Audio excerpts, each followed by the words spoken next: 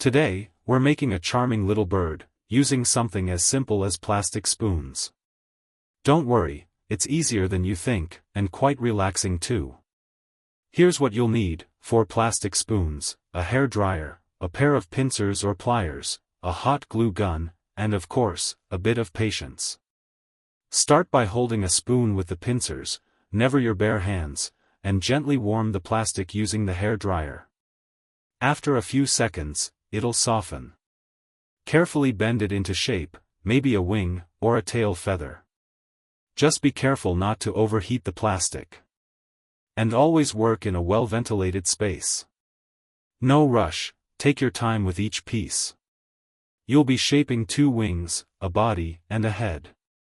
And don't worry about perfection, that handmade look. That's part of the charm. Next comes the glue. The hot glue gun does the job nicely, but please, take care. The tip gets very hot, and so does the glue. Keep your fingers out of the way, and work on a safe surface.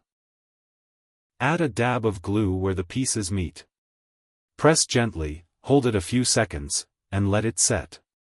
And just like that, your little bird begins to take shape. You can leave it white, or add a splash of color with paint once it's dry. A little yellow beak, maybe some blue wings, whatever you fancy. So there you have it, from 4 plastic spoons to a delightful little bird.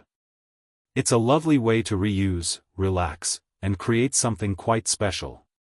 Let me know how you get on, and remember, take it slow, enjoy the process, and happy crafting.